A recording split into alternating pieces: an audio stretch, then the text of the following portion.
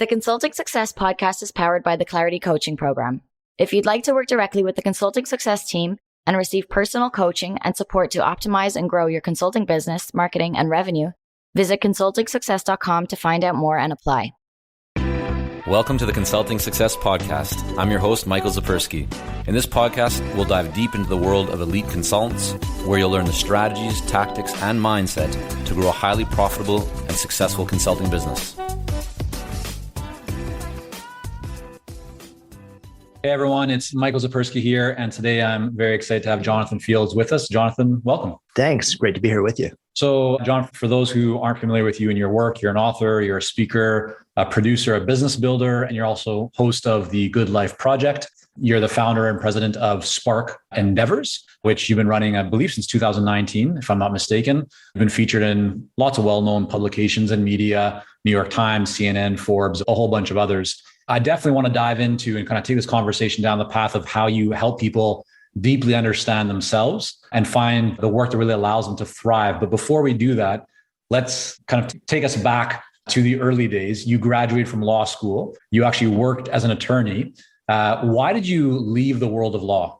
Yeah, well, there's the reason I left at the time. And then there's probably a bit of a different thing if I reflect on the decision in hindsight. That was more than 2.5 decades ago at this point in my life. I graduated law school. I was very fortunate. I did well. I had opportunities. So I started my career in the Securities and Exchange Commission, like giant federal government agency, investigating insider trading.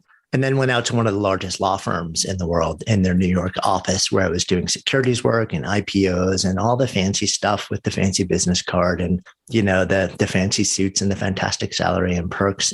And the stress of that pretty much destroyed me physically and emotionally. Within a matter of weeks, I found myself in emergency surgery when my immune system shut down after barely going home for about 3 weeks and barely sleeping, taking horrible care of myself and working on a deal where, you know, there was no wiggle room and we had to get it done.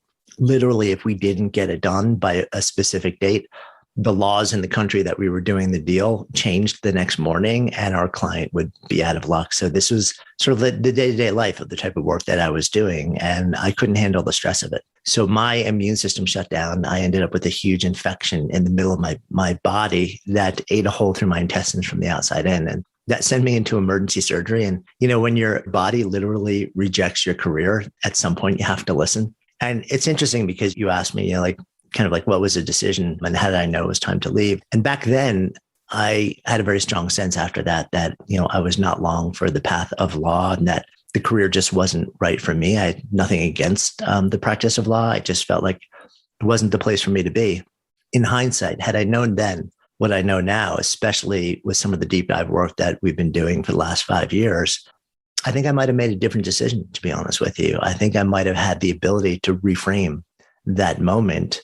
And instead of saying, I need to entirely leave this career in the entire industry of law, I might have looked at it and said, you know, the way that I'm actually stepping into it is not a way that is working well for my psychology, for my physiology, for the way that I actually want to bring myself to my work in the world. But it's such a vast field and there's so many different ways to step into it and to practice that maybe I could reimagine a different way to do it that was much more aligned with really what I need to come alive. And in hindsight, like I said, had I known then what I know now, I don't doubt that I probably would have at least tried that a whole lot more to see if I could make it work and may well have been able to do it. But back then, I just kind of was ready to blow everything up and walk away, which is exactly what I ended up doing. Yeah. When you kind of look back now, again, the benefit of hindsight, what do you think you may have done differently? And I'm asking because I think very often, especially when people are entering into an area that is relatively new for them, they kind of go right into the status quo. They try and kind of fit into the box and don't necessarily approach things creatively. They don't push themselves and ask the question, like, how could I achieve the outcome that I want, but maybe in a way that better suits me as opposed to what I'm just seeing others do. So if you kind of went back to that situation, again, knowing what you know now, what may you have tried could have got you a better result? Yeah, you described something which I think is really important, which is that so many of us step into our careers sort of like trying to look for the box that seems to have the most opportunity. And then we figure out how to fit ourselves into that box, you know, because and especially when that box comes with a certain amount of prestige and a certain amount of salary, there's a large incentive to do that. And sometimes that's how we sort of earn our chops. There are certain industries where they're sort of notorious for that. People will do it for 2, 3, 4, 5 years and then move on. So, and that's what I did for sure. Rather than stepping into it and before actually understanding what to say yes or no to, I would have done some inner work myself. And I would have asked myself questions like, what type of work actually makes me come alive? What type of work empties me out? What type of work gives me the feeling of meaningfulness and purpose and allows me to drop into flow? And I don't know whether I would have been able to find the answers at the level that I could now, but I would have at least spent a lot more time on that query. And rather than looking at the market and saying, how can I fit into what's offered in the market? I would have actually done a whole bunch of detailed internal work, personal work, first, or at least very early on in my path to really understand what is the fundamental nature of work that makes me come alive and also that empties me out so I can do more of the former and less of the latter. Because when we do that, it gives us a sense of agency.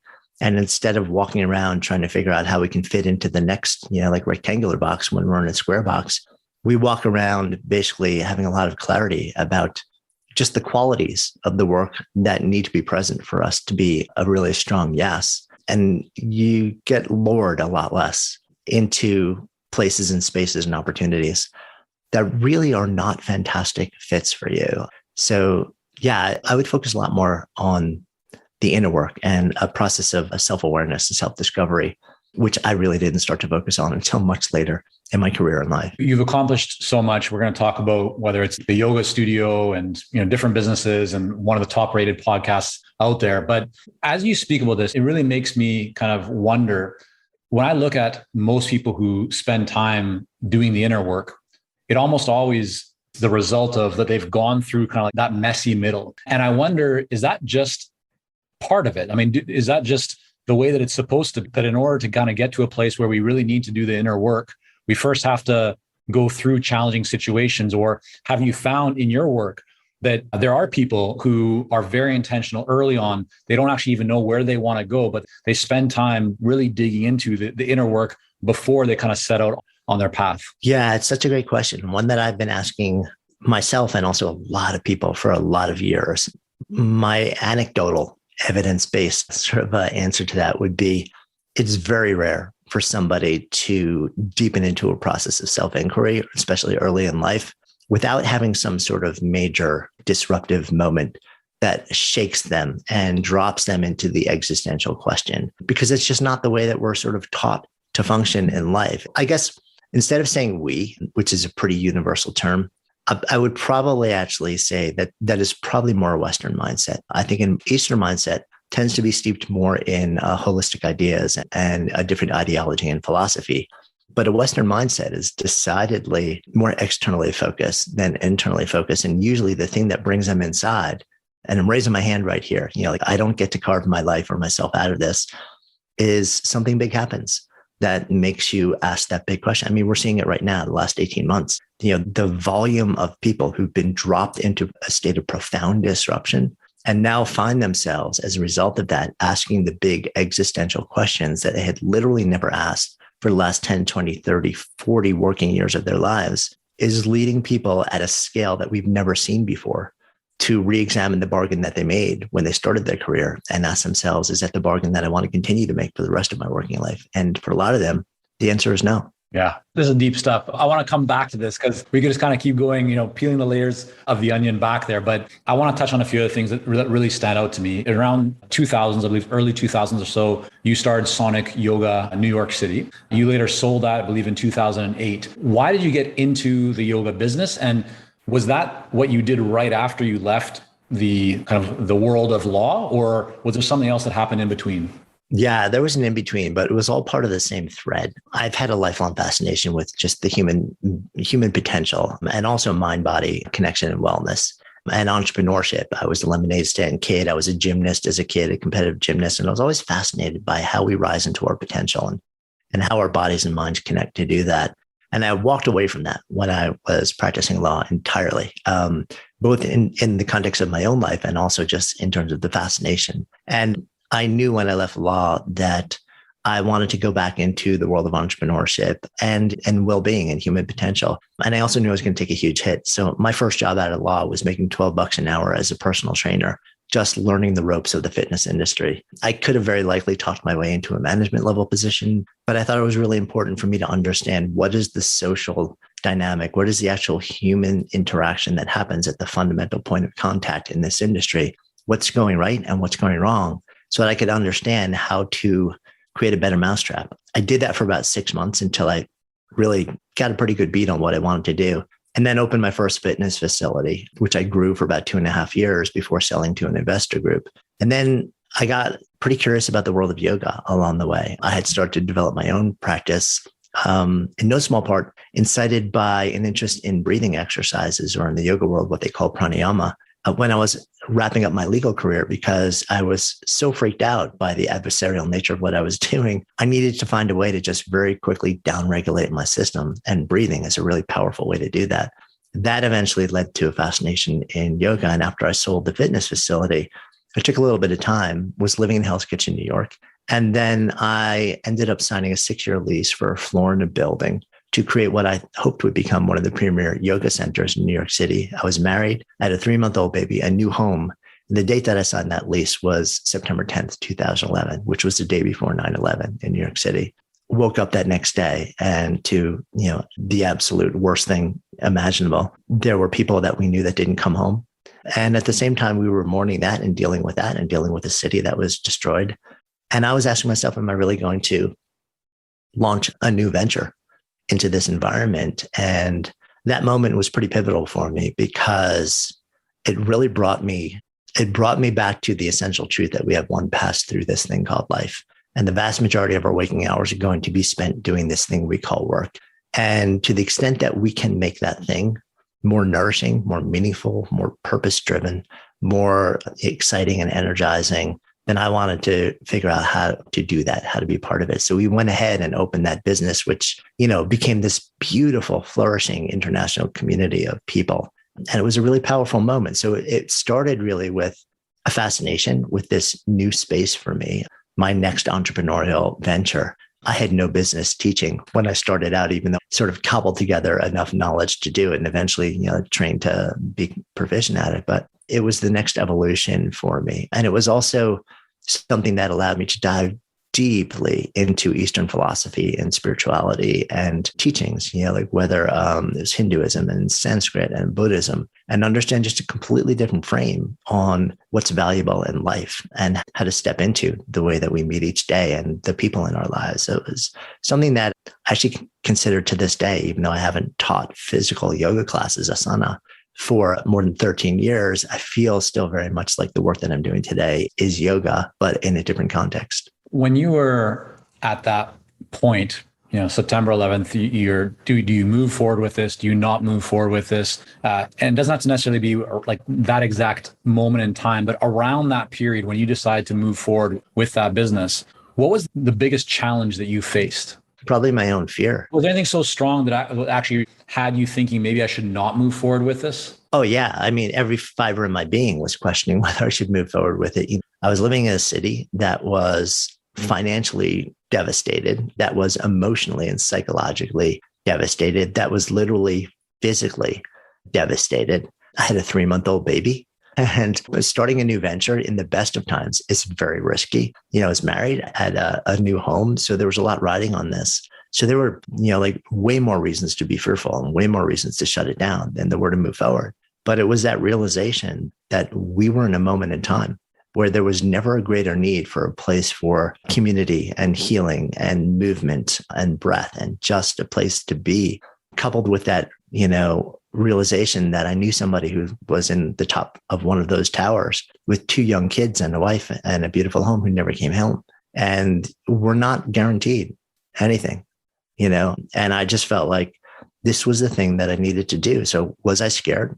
Yeah, I was terrified, but I was more scared of not doing it than I was doing it. I want to just transition that or bend that conversation or that point a little bit to the world of consulting. So often consultants, hesitate to get in front of ideal clients. They need to, whether it's launching their business or launching some new aspect or some new campaign, They have all kinds of voices in their mind telling why they shouldn't do that. They, don't interrupt people, don't promote yourself, don't bother. All these different things going on. Maybe I'm not good enough. I should wait until I do this, do that. Based on your experience of building multiple businesses, working towards mastering mindset, or maybe have mastered many aspects of mindset, what encouragement or what suggestions would you have to somebody who's listening right now who knows they need to do something? They feel the calling, but they're not taking action. Something's holding them back. What advice might you offer them? Yeah. And trust me, I get that in a very visceral way. I mean, I sold at the yoga center at the end of 2008. And since then have been doing a combination of media production, running 2 different companies, speaking, writing, and consulting. I've worked with everyone from startups to individuals, to professionals, to global enterprises with 250,000 employees in them. So I get it. I get how terrifying it can be to put yourself out there, to create new offerings, new products, new services. And when you think about the big thing, for most people, it's terrifying. And one of the things that I found is super effective, not just for me, but really for everybody, is that if we take that thing that we're talking about creating, maybe it's a new product or offering, maybe it's, a new pitch for something, rather than thinking about, how am I going to build this whole big thing and how I'm going to prove that it's viable and worthy? I mean, I'm in that place right now with an entirely new body of work in the market, and nobody's going to take me seriously. And I'm going to be destroyed if I go out there in a big way and people laugh me out of the room, rather than do that. And by the way, all of that has to be on the table, because if there's no risk at all, that means that you're not doing anything new. And if you're not doing anything new, why are we here? I'm not here to replicate the lives and the work of other people. I'm here because I want to push the envelope of what's happening. So you should feel that. And if you don't ever feel that, it tends to be a sign that complacency is setting in. And if you're cool with that and your business keeps rocking, that's fine. But what I've seen for the most part is when we hit that point, there's no sideways. The illusion of just coasting and riding it out and everything being okay is just that. It's an illusion. Life applies friction, and eventually things will start to grind and slow. So it's part of our job to actually continue to lean into the process of ideation, innovation, or else, we're going to slowly become obsolete. So I've been in that place. I get it viscerally. And what I found works really, really well for me is to create a really clear picture of what you would love to see happen. Create that big picture, that vision, that thing you want to create, or that big thing you want to offer. And then chunk it down into the steps that'll take to get there. So what 50 or 75 or 100 steps or actions will I need to take to actually get to that place to make that happen, or else to get it to a place where, there's at least the possibility of it happening at the scale that I imagine. And a lot of people do that. But then there's one other thing that is pretty transformational, which is you don't just chunk the steps, you chunk the stakes. The thing that freaks us out is not the amount of work it'll take to pull it off. We're pretty comfortable working hard. It's a safe bet. People who are watching, listening to this, they work hard, right? So the thing that freaks us out and shuts us down and causes fear is not the level of work. We're not afraid that we're going to work really hard and that's not going to work. We are afraid that we're going to work really hard, put something out into the world, and it's going to be rejected. And then we're going to be laughed out of the room. We're going to be outcast. We're going to be discredited. And the stakes of that, we feel, are career ending potentially. So what if instead you took the stakes of putting this big new thing out into the world, or a new offering, or to a single client who's really big, and chunked those stakes down? So what's the first step forward where the stakes are so low that it's almost impossible for your brain to say, this is too terrifying to at least take this tiny little action. So you take the big stakes and you're what is the smallest thing that I can do where the stakes are also really low? And just take that first step. So hold the ultimate vision out there, know what it is. And then just take this tiny little step where the action is small and the stakes are low, and see how it feels. And then if it feels okay, take the next step where the stakes are also chunked into a smaller little thing. What you'll find is over time, the fear of taking those tiny little steps, small steps, low stakes, the fear tends to diminish, tends to almost completely go away when you approach it that way. And what happens over time is with every step, then your progress towards that ultimate goal tends to prove the viability of the thing that you fear not being viable, or not. Or you'll get, 15 steps into 100 steps, and you'll start to realize that you're getting feedback and you're getting data, and it's actually disproving the assumptions you had about this thing being valuable and viable. which is really awesome because it's better to know that early on than down the road when you've spent, a year developing it and then roll it out to the world. And then it's, soundly rejected and it doesn't work. So the fear side, I totally get, and I live with that on a persistent basis.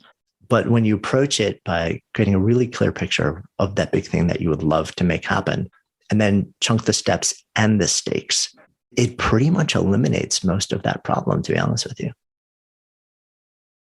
I want to wander down the path together to the word fulfillment. A lot of the work you do is helping people to become more fulfilled. How do you, first of all, define that? Like, what does fulfillment actually look like to you? So fulfillment to me, it's a really nebulous word. The equivalent word that I probably use or phrase is coming alive. Like I feel like I've come alive or I'm alive, or sparked is really the shorthand that I've reverted to. And when I think about that, so I could answer that question two ways, actually. I could answer it in the context of work, or I could answer it in the context of life. I think there's a lot of overlap, but they're not necessarily the same. I think when a lot of us think about the context of work, we think about security and status and prestige and, quote, success defined by the outside world. When I think about it in the context of work, how do I feel when I feel like my body is alive and I'm completely and utterly content with what I'm doing? And there tend to be 5 components of that state for me. One is meaningfulness. I feel like what I'm doing actually is meaningful to me, that it matters. I feel like I'm energized and excited to do that work. That's a big part of being fulfilled or satisfied or really alive for me. I feel like I can dip into a well of my potential that doesn't always feel available to me, and feel like I'm showing up as my best self and performing at my highest possible level. There's nothing being held back, and there's nothing being stifled or that I can't actually access and tap into. It's all just tumbling out there into the effort. I feel like I can access that flow state where, I become absorbed in the nature of the activity or the conversation or the relationship, the pursuit, and time flies. I blink and I think I've worked an hour and it's been 12 hours, and a broader sense of purpose in life, that I know that I'm working towards something that I care about, and that there's a sense that I'm doing the thing that I'm here to do. So to me, when I think about, like you use the word fulfilled, I use the phrase coming alive or sparked. And to me, there are 5 components of that. And those are the 5 components. And if you drew a Venn diagram, the overlap, of meaningfulness, flow, excitement and energy, expressed potential and purpose, that's the state that I aspire to in the context of work. And you can get all of those things, by the way, in your work if you're really intentional about it. But also, I think it's important to note that work is not the only way to get those. Like there's a huge amount of meaning that I derive from being a dad and a husband and a son and a brother and a friend, So there are different ways to access those different components more broadly in life as well, which is why I kind of made that distinction. Yeah, I think that's really interesting. I've often talked about at the apex of a triangle, many people will put their business right at the top. They'll make all kinds of decisions, and then they put their lifestyle or kind of, life below that, and have to make sacrifices in their lifestyle to support their business. I'm a very big believer that we should be putting our lifestyle at the apex and get very clear about what does a meaningful life look like? What does success look like? And then put the business below it so that you can structure the business to support the lifestyle that you want. Your brand, or one of your brands, right? The Good Life Project is about creating that good life. Are there any strategies in addition to what you just shared around the 5 different maybe spark types or the 5 different kind of components there, but is there anything else that you've found helpful in your journey as an entrepreneur, at consultant as well, to strike that right balance where we can make sure that our lifestyle and the meaning and the success, is supported with business? Just any thoughts you have around how to move through that or think through that strategically so that those two really work well together? Yeah. So there's a meta skill that I think, in my mind, it would be amazing if everybody cultivated. Everything that we're talking about is a matter of being intentional, right? We can't actually do any of these things. We can't devote ourselves to saying yes to things that are meaningful and no to things that aren't, or it's all about being intentional, making intentional choices. But here's the thing. You can't be intentional unless and until you're aware. And that's self-aware and also externally aware. You've got to be aware of your own inner world, your own inner experience and thoughts and feelings, but you've also got to be more aware of what's actually happening around you, not just the facade or the illusion or the subjective overlay, which tends to involve massive amounts of bias that we bring to certain circumstances. But we want to be as clear and aware as humanly possible, because if we're not aware, we don't have the ability to be intentional. Even if we think we're being intentional, So how do you cultivate awareness? Well, for me, the power skill, the power practice, which has been an essential part of my life for well over a decade now, is mindfulness. And that shows up in two ways. It shows up as a daily sitting practice. Every morning I roll out of bed and my day starts with a sitting mindfulness practice and breathing practice. And that really centers and grounds me in my breath, in my body. And it also, because of mindfulness practice in particular, which is a type of meditative practice, part of what it trains you to do is see where your thoughts are going and then drop thoughts. And if you want to talk about how to deal with fear or anxiety or spin, you can't deal with any of that until you actually are aware of the fact that you're anxious or aware of the fact that you've got destructive thoughts spinning in your head. And this particular practice, mindfulness, it trains you thousands of times over and over and over to check in and say like, ooh, thinking, what was thinking? Let me let that go. And then 5 seconds later, you're back to the same thing, but it gives you the skill to zoom the lens out. It gives you meta attention where you can almost like you're out behind you and looking down into your head and you're noticing what's happening. So it's incredibly powerful. And it also, more persistently over time, it allows you to see more clearly what's really going on, both in your internal responses to circumstances and situations, and also what's actually happening around you. So you'll have a lot more clarity around social dynamics in a room. And it gives you the ability to be less reactive and more responsive and intentional in the way that you both treat yourself and the way that you treat others. It also allows you to deal with high levels of uncertainty where the stakes are high with much more equanimity. And that has been game changing for me, like as a consultant, as an entrepreneur, as a founder, as a dad, as a human being on the planet who's living in times where, there's a whole lot of groundlessness and the stakes are sometimes life and death. That practice to me has been really transformative in a lot of ways. Yeah, that's really powerful to hear. I'd love to learn more about. I don't have a mindfulness practice, but a couple of years ago, I started paying more attention to the thoughts that were running through my mind, specifically when I got excited about something, as well as even more so the opposite, when all of a sudden I started to feel a bit of not sadness, but like a negative emotion, kind of, a wave of negative emotion would come across my mind. And oftentimes I wouldn't know what would happen. And that would then carry over to how I'd interact with my wife or my kids or team members. And so I started really thinking like, where's this coming from? And so I would stop myself and I'd go, why am I having this negative emotion? And I'd then recognize, or I'd kind of walk backwards and go, oh, you just read an email without even consciously like understanding what you just did. You just read an email and something in that email made you upset. And the more that I become conscious of that, I found that I have fewer of those because I've almost trained my mind to deal with negative things or, just events that I'm not even anticipating would come my way. So it sounds like there's a bit of that in the mindfulness, but a whole lot more, but definitely something for me to look more into. Yeah. And honestly, what you described is very similar to a mindfulness practice. It maybe just like, this is kind of like the way that you actually engaged in a mindful way with your thoughts and feelings, which is really all it is.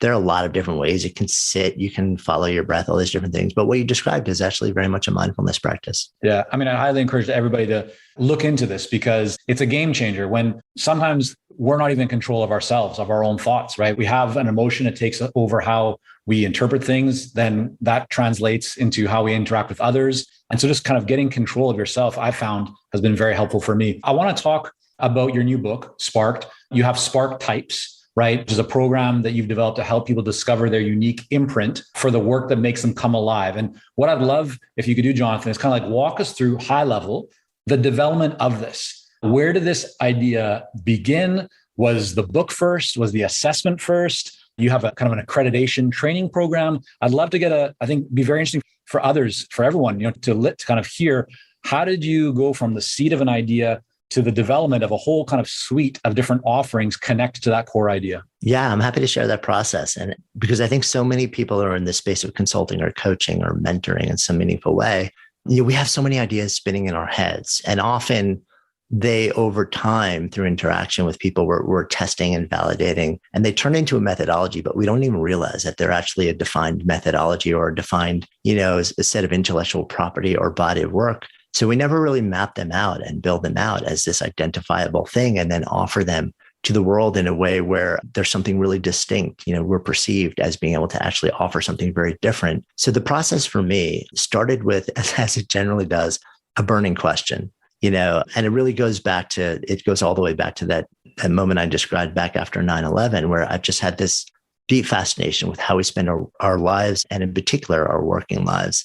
And over the years, what I realized is I developed a lot of systems and process to help entrepreneurs and founders and people who are early in business try and develop more conscious businesses that didn't just serve a market need. It wasn't just about product market fit. It was also about what I call product maker fit. It was, you wanted to actually do something for you. And people had started asking me this question. They kept saying, like, what should I do with my life? But when they were asking me, what they were really asking was, how do I find and do work that makes me come alive? And when I use that phrase, come alive, it's those 5 components that I described earlier. And I realized that there's been a lot written about this question. There's a little written about purpose, and there's a lot written about meaning and work. There's a lot of spiritual practice and ideology around it. There's a lot of academic research, a lot of it coming from the world of social science and applied positive psychology. And I was pretty deep into all of those worlds. But I didn't see a whole lot of just practical guidance. I saw a lot of really fantastic and interesting indexes and tools. Many of us have used them before that answer a lot of different questions. They're more generalized personality traits, relational styles, all sorts of things like that. But I didn't see something that really spoke to this question of, like, how do we identify on the most basic level, the fundamental impulse for work that makes us come alive so that we can do more of it? And then I began to wonder, are there actually an identifiable, mappable set of impulses or imprints for work that gives us that feeling? Because if there was, and I could identify them and then build tools that would help elicit them from people fairly quickly, that would be incredibly valuable, not, on 2 levels. One, for the individual, because you'd have so much more agency and freedom to understand how to show up and align yourself with work that really gives you that feeling, but also in the context of organizations and leadership and engagement. You would understand how to effectively remove friction and dramatically decrease the need for extrinsic motivation, which we know doesn't work past, like the first 3 heartbeats anyway. So I started deepening into this question, literally looking at like every job and every list imaginable and deconstructing what are the fundamental ways that people exert themselves in the context of these different things. And I was, to be honest, pretty shocked. It distilled down very quickly to 10 fundamental impulses for effort. I had no idea if I would ever get to anything. And I didn't know if it would be, like 12 or 1,000. It distilled down to 10. And that number kind of bugs me because it feels way too slick. But that is where we've landed for now. The scientist side of me always holds open the possibility that with further research, we'll identify some different things, but that's where we've landed at this point. Once I found those fundamental impulses, I started to realize that each one of them also tends to have its own kind of quirky set of behaviors and tendencies and preferences that wrap around those impulses. So a person who has that impulse tends to also move into the world in peculiar and particular ways that are unique to them. And those formed archetypes. And I started calling those sparketypes literally just because it was a really fun way to sort of say, like, the archetype for work that sparks you. And it caught. And I started sharing them around and asking people about them. And I was getting tremendous feedback, but I wanted more feedback at scale.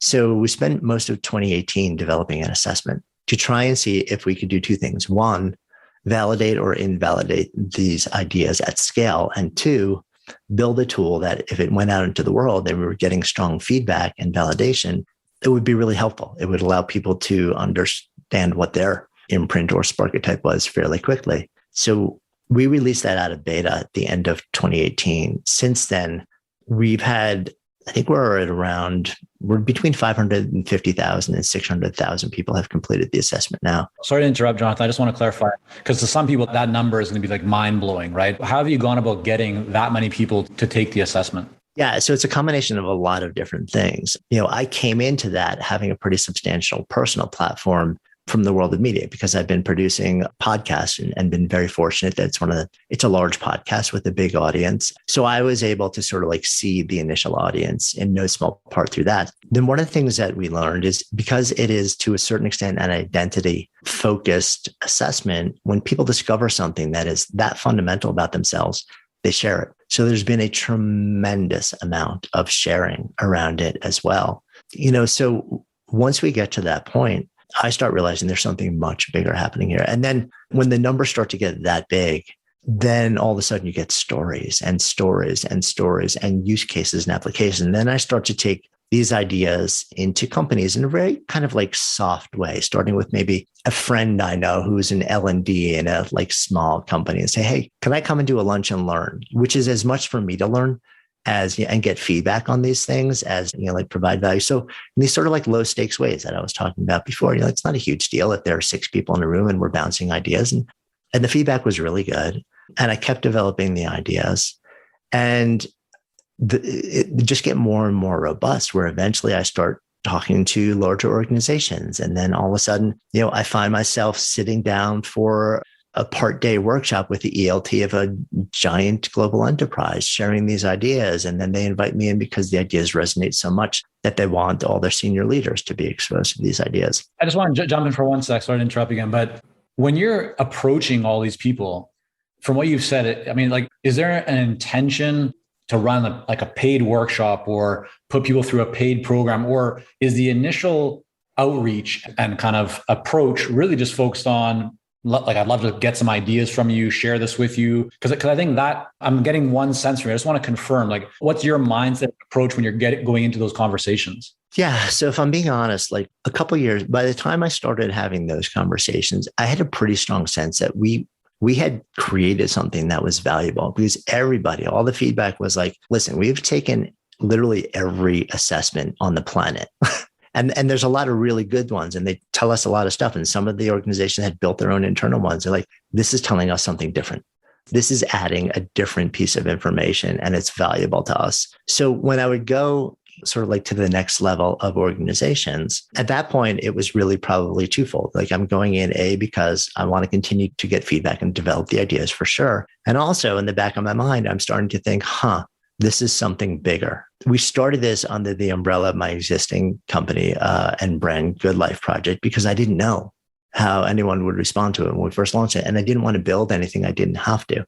Once we saw what the response was, I think it was 2019, we split it into its own company, which is fundamentally, a training organization. It's a research and development and training organization to deepen into these ideas and then share them with the world. And, at that point, then the idea is, in part, let's keep developing this and getting feedback. And then let's develop programming around that would help figure out how this gets deployed, both for individuals and also within organizations. Where does it make most sense for people to use these tools and ideas?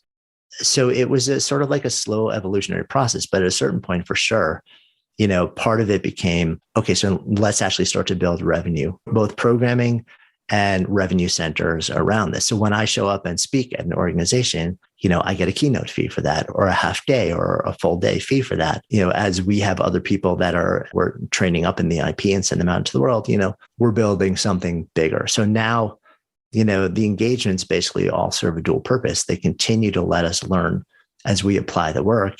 But also when we show up, we expect to get paid now, because we know that we have something that's of value, and that's been reflected to us enough times that to not do that is basically, it takes too much time and energy away from the organization. And there's another thing, and I think this might be valuable for consultants in general when you think about how you're stepping into work, which is that, there is a classic psychology in the marketplace, especially with organizations and the world of consulting, which is that price implies quality. And if you're showing up and giving everything away or charging really below market rates, the perception is there's a reason for that. Whereas I show up and I charge my full keynote rate or my full, half day rate, or for certifications, we charge, what I feel is a very fair rate, but it is not positioned as free or as, an entry level engagement in the marketplace. And I think it's important because sometimes we can be scared to step in and do that because, there's all sorts of fear around being judged, not being accepted, people thinking you're overcharging. I was taught from the very early days of business, you never price the way that you sell things on an hourly basis or things like that. It's all value-based pricing is the way that I approach things. It's like, you have a problem, I can solve it. What is the economic value of the pain caused by that problem? if I can help you solve that problem, at a fraction of what the economic pain is monetized at, and that is still a substantial amount of revenue that comes into my organization, then we're both really happy. Why did you decide to, there's two kind of schools of thought around, you develop this methodology, you have this approach, you could build a team or even just be you, Jonathan Fields, going out, giving the keynotes, doing the one-day workshops, whatever it might be. And that's just the business, and grow it that way. Where it seems to me you've been very intentional in, yes, you're doing that, but you're also transitioning actively to building up a team of others who can be accredited, kind of trained on this methodology and approach, and have them go out into the world. Why take that path? Where did that kind of decision come into play? Yeah, and we're actually, full disclosure, we're in the middle of making those decisions literally as I'm having this conversation with you, because the body of work and the reception is moving so quickly now, especially, we're having this conversation literally, like days after my book came out, which has sort of exploded the volume of attention to, towards the body of work. And we're in the middle of that question a lot right now. So, we have had strong interest in some sort of training or accreditation in how to actually work with these ideas and these tools for a long time. In no small part because, we've been getting a lot of messages for a couple of years now from everyone from coaches and consultants to L&D pros and HR pros saying, hey, we're using this work with our clients and our orgs. And then everyone's asking us all these questions and we're not entirely sure how to answer them. So we're like, okay, so we need to actually step into that marketplace with some really intelligent training that helps people really understand how to work with the body of work and the tools in a way that is constructive and not destructive. And I care deeply about how that happens. So rather than, at this point, rather than just saying basically, hey, we're doing a certification program and anybody who shows up and pays the tuition is certified, that is not our model at all. I care deeply about who we sort of allow to carry this work forward. So there's a selection process and an application process. And even after you do the initial training, there's an applied part of it. And we want to actually see how you're working with these tools and ideas in the marketplace before, we actually say, okay. So we're taking our time with it is the honest answer. And if we feel like we actually do want, at the end of the day, a lot more control, then we may focus more heavily on building up our team internally or partnering with an existing training organization or someone else who will help us scale in a really intelligent way. But fundamentally underneath it for me, it feels like the world is reflecting back that there's some value in what we've developed. And to the extent that, whether it's the book, whether it's the assessment, which is completely free and gated, which is a little bit unusual in the business world, I want these ideas to go out into the world and for people to interact with them. And because if they can help people step into a place of more meaning in their lives, especially now, we need that more than ever. So in just a moment, I'm going to have you share where people should go to learn more about the book, about the assessment, everything that you have going on. Before that, one question that I like to ask guests at the end is, and especially this is, I think, a good one for you because you are well studied and well read. Last 6 months, top book, either fiction or nonfiction that you really enjoyed. I read so many books, especially for the podcast, because I interview so many authors. I really enjoyed Adam Grant's Think Again, actually, in sort of like the nonfiction world. I'm a huge fan of not getting locked into positions. I try and really hold myself open and test my assumptions on a regular basis. And his whole philosophy of spend more time rethinking than thinking really resonates with me. Fantastic. We'll have that linked up as well. So let us know, where should people go, Jonathan, to learn more about your new book, about the assessment and everything else you have going on? Yeah, so you can actually take the assessment. It's completely free and available online at sparketype.com. That's SPARKETYPE.com. You'll find the book there too. And the book is available just at booksellers really everywhere in the world. And if you want to listen to the podcast, it's Good Life Project on whatever your favorite listening app is. There we go. Jonathan, thanks so much for hanging out today. Really appreciate it and enjoyed the conversation. Thanks so much. Thank you for joining us on this episode of the Consulting Success Podcast. For more episodes and to subscribe, rate, and leave a review, head on over to iTunes. And if you'd like to develop consistent lead flow and a highly profitable consulting business, learn more about our coaching programs at consultingsuccess.com.